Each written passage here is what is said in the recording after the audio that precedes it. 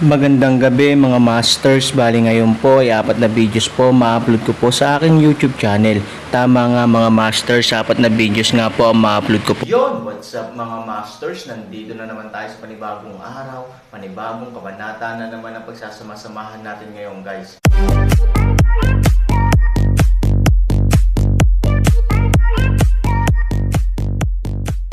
Bali mga masters, kung bago ka pa lang po sa aking YouTube channel, please click the subscribe button, lalong-lalo na po yung notification bell guys, para maging connected pa rin tayo sa isa't isa at maging updated kayo sa mga susunod ko pang video.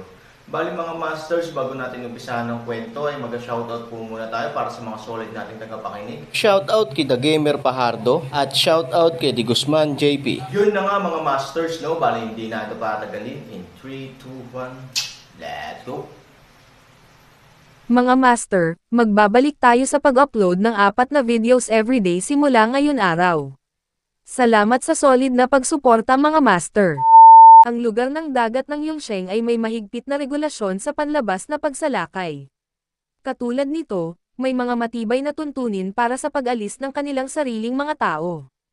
Halimbawa, ang mga ordinaryong gwardya ng ganitong uri ng mga tao ay hindi kwalipikadong umalis sa immortal na lugar ng dagat sa halos buong buhay, kaya't mayroon silang malaking pag-usisa tungkol sa labas ng mundo.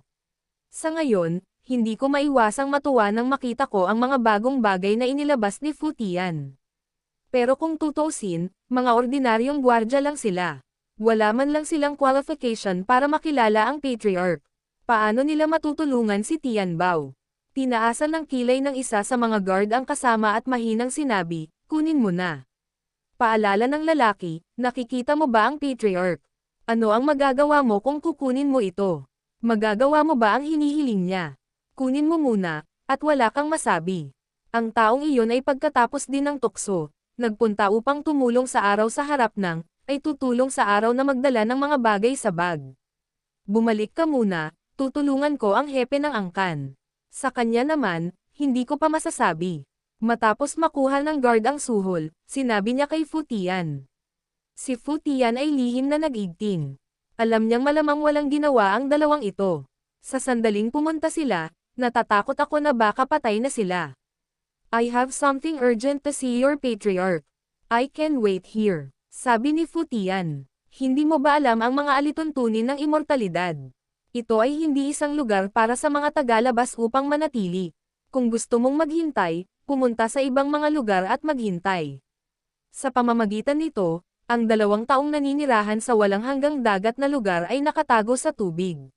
Si Fu Tian ay nagngangalit sa kanyang mga ngipin sa puot, ngunit hindi siya nang ahas na magulo sa walang hanggang dagat. Kung tutuusin, hindi na siya ang pinuno ng isa sa 3 pamilya, at hindi siya kwalipikadong gumawa ng kaguluhan sa walang hanggang dagat. Kung maglakas loob siyang manggulo, walang dadamay sa kanya kahit mamatay siya rito. Sa kabilang banda, ang katotohanan na si Ivory ay malapit ng mapatay ay kumalat sa mundo ng Xuanyuan. Sa oras na ito, kumakain at umiinom pa rin si Aaron kasama ang 12 lalaki ni Moy Ang Dao sa mesa ng alak upang magsaya sa sarili bago umalis. Nang walang pagkain at alak, ginawa ni Liu Fang ang gawaing lumabas para bumili. Ngunit pagdating niya sa kalye, patuloy niyang narinig na binanggit ang pangalan ni Ivory, at halos lahat ay pinag-uusapan ito. Ang pangunahing dahilan kung bakit mahigpit na napag-usapan ng mga taong iyon ay dahil na-curious sila tungkol sa pagkakakilanlan ni Ivory, kung sino siya, para saan siya pinatay, at kung bakit siya pinatay, na magpapalam sa napakaraming tao. Ano ang sinasabi mo, Ivory? Casual na hinayla ni Liu Fang ang 2 dumadaan at nagtanong. Hindi mo alam. Sinasabing papatayin si Ivory, at hindi mo alam kung sino siya. Napakalaki ng impluwensya niya. Hindi lang ang talakayan ng Londian City, kundi pati na rin ang talakayan ng buong Imperial Court. Oo, walang nakakaalam sa buong Imperial Court. Malaking tao din yata to. Nang marinig ang mga salitang ito, hindi bumili ng alak at gulay si Liu Fang, at nagmamadaling umuwi. Bagamat hindi niya alam kung bakit nangyari ito, si Ivory, isa sa mga taong ito, ay dapat na si Ivory na kilala niya. Sa bahay, ang 3 tao na hindi gumamit ng kanilang sariling kakayahan upang panatilihing matino ang kanilang sarili ay lasing. May mali, sabi ni Liu Fang sa 3. Ngunit sa isang iglap, Nagising ang tatlong tao. Kung tutuusin, hindi na sila ordinaryong tao ngayon. Kung kailan mawawala ang kalasinggan na dala ng alak ay ideya lang. Ano ang sorpresa? Moyang ilang. Sisihin sa Liu Fang sinabi, tila nagrereklamo na siya ay hindi matino, sa oras na ito sirain ang kapaligiran. Lumabas lang ako at narinig kong pinag-uusapan ng lahat sa labas si Ivory. Sabi ni Liu Fang. Nang marinig ito, si Ivory, mabilis na itinikom ni Moyang ang kanyang bibig at hindi na nang ahas na sisihin pa siya. Lumapit si Aaron kay Liu Fang sa unang pagkakataon at nagtanong, ano ang problema? Hindi ko alam, pero pinag-uusapan ng mga tao sa labas si Ivory, sinasabing papatayin siya. Sabi ni Liu Fang. Lumubog ang mukha ni Aaron, at agad siyang pumunta sa kalye. Oo naman, halos lahat ay nagsasalita tungkol dito. Parang instant fermentation. Si Ivory ay naging hindi kilala ng lahat. Gayunpaman, kung sino man ang sangkot, ang kabilang partido lamang ang nakakaalam tungkol dito, at hindi alam kung saan nanggagaling ang balita. Tumayo si Aaron at tumangala sa langit. Alam niyang may kinalaman ito sa palso ni Fu. Nabigo si Fu Leng na patayin siya, ngunit binawian din siya ng sariling buhay, na dapat ay isa pang paraan ng palso ni Fu. Ipinakalat nila ang balita na si Ivory ay malapit nang mapatay sa mundo ng Xuanyuan, umaasa na maaari itong kumalat sa Aaron. Ang layunin ay umasa na ang Aaron ay maaaring pumunta sa mundo sa lahat ng direksyon. Nakikita ng Aaron ang mababang pamamaraan na ito nang hindi iniisip ang tungkol dito. Aaron, anong problema? Hindi ba napunta si Ivory sa mundo ng lahat ng direksyon? Tinanong ni Moyang si Aaron. Pumunta nga si Ivory sa mundo ng lahat ng direksyon, ngunit tiyak na nakatagpo siya ng ilang problema, at ang problemang ito ay tila may kinalaman sa kanyang sarili. Ito ang ugat ni Fu para pilitin akong pumunta sa mundo ng lahat ng direksyon. Malamig na sabi ni Aaron. Ang layunin ng bagay na ito ay malinaw na.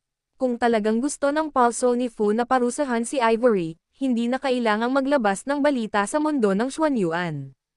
At ang tanging layunin nila sa paggawa nito ay pilitin ang Aaron na pumunta sa mundo ng lahat ng direksyon. Nakikinig sa mga salita ni Aaron, ang tatlong tao ni Moyang ay nag-aalala. Ang pagpilit sa kanya na pumunta sa mundo sa lahat ng direksyon sa paraang ito ay malinaw na sa kanyang kawalan. Ito ay isang bitag. Tama, I'm sure I want to deal with you. Kailangan mong kumalma. Sa harap ng paalala ng tatlong tao, ang Aaron ay walang intensyon na umatras. Dahil alam nilang may mga tigre sa bundok, mas gusto nilang maglakbay sa bundok ng tigre. Paano mapapanood ng Aaron si Ivory na nasa panganib? Mukhang kailangan pang iwan itong alak sa susunod. Sabi ni Aaron. Nang marinig ito, alam ng tatlong lalaki na nagpasya si Aaron. Gusto siyang hikayatin ni Daw 12, ngunit pinigilan siya ni Moyang. Dahil napakalinaw ni Moyang na kapag si Ivory ay nasa panganib, hindi kayang pangalagaan ng Aaron ang kanyang sariling kaligtasan. Halimbawa, si Liu Fang ay nasa panganib, at si Moyang ay hindi pumikit dito. Si Daw 12, isang aso, ay hindi maintindihan ang pakiramdam na ito. Gayunpaman, bagamat napigilan ang Daw 12, ang gusto niyang sabihin ay bumulaga, 3,000, ang bagay na ito, dapat mong pag-isipang mabuti. Ngayon ay hindi ka kalaban ng palso ni Fu. Ang bitag na ito ay dapat hayaan kang mamatay. We'll have another chance to meet. We'll have a good drink. Tapos na sabihin, Aaron ay hindi mag-atubiling umikot pagkatapos ay maglakad. Panganib. Kahit alam mong mamamatay sila, ang Aaron ay hindi magkakaroon ng anumang pag-aatubili. Kahit na pumunta siya sa mundo, hindi direktang mailigtas ng Aaron si Ivory. Maaari rin niyang bigyang pansin ng palihim ang dinamika ng pangyayari. Kapag talagang nasa panganib si Ivory, maaari siyang magpakita sa harap ni Ivory sa unang pagkakataon. Siyempre, hindi tanga si Aaron, hinding-hindi siya makakatakbo ng padalos-dalos sa palso ni Fu, ang ganitong uri ng retarded na pag-uugali, ay hindi maiiwasang mawala ang kanyang buhay, hindi rin niya mailigtas si Ivory. Pagkatapos maglakad palabas ng gate ng Londian City, lumitaw si Linlong sa balikat ni Aaron. Tulad ng Red Eye Yamang, nabubuhay na ito sa braso ni Aaron. Para dito, itinatago nito ang kinaroroonan, ngunit para sa Red Eye Yamang, hindi ito isang masayang bagay. Ang pagsugpo ng dugo ay gumagawa ng pulang mata Yamang hindi manggahas huminga. Bagaman ito ay isang bagay na hindi mo matatakasan, natatakot akong mawala ang iyong buhay sa sandaling umalis ka. Sinabi ni Linlong kay Aaron. Mayroon bang paraan para makalipad ako sa mundo ng tahimik? Tanong ni Aaron. Kung nais mong tumaas sa mundo ng lahat ng direksyon, dapat kang dumaan sa binyag ng kulog, na hindi mababago, sabi ni Linlong. Kung may kulog sa kalangitan, dapat mayroong isang malaking paggalaw, at ang gayong malaking paggalaw ay natural na malalaman ng pulso ni Fu.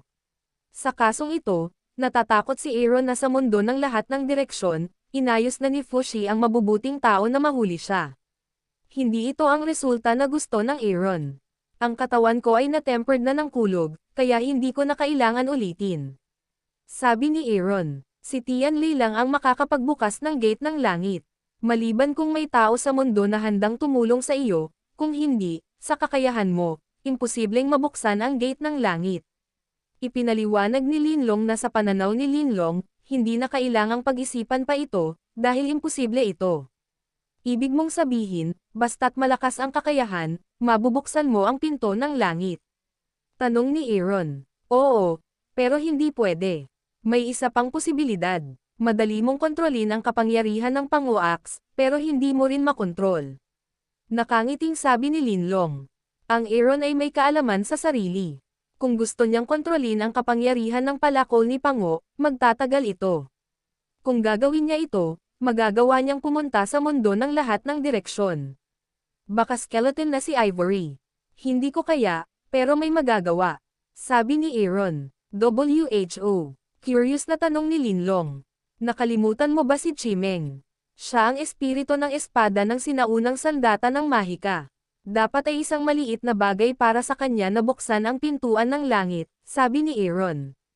Binuksan ni Chimeng ang pintuan ng langit. Pwede naman talaga. Ngunit paano matutulungan ni Chimeng ang Aaron? Inimbitahan ka ng Emperor sa Imperial Dragon Hall. I'm afraid this is Chi's arrangement to recapture the Nomenan. He wants to kill you and help you. Matagal na hinamak ni Lin ang daan. We'll see. Hindi nito ako kayang patayin. Hindi ba ito maaaring maging masunurin? Maliban na lang kung ayaw nito ng Nomenan. Sa bagay na ito, hawak ng Aaron ang Nomenan ni Chimeng, nakatumbas ng kontrol. Anuman ang plano ni Chimeng, ito ang mundo ng Xuanyuan, at ang Aaron ay hindi pa rin magagapi. Kung gusto nitong gamitin ang tulong ni Emperor Zun para mabawi ang Jade Sword, halatang kamangha-mangha ito. Isang beses na pinatay ni Aaron si Emperador Zun, at maaari niya itong patayin sa pangalawang pagkakataon, sapat na ang pagiging taksil mo. Nakakalungkot talaga na makilala ka. Matagal na napabuntong hininga si Lin. Yun na nga mga masters, no? Bali panibagong kabanata na naman yung natapos natin ngayong gabi. Muli, maraming salamat po.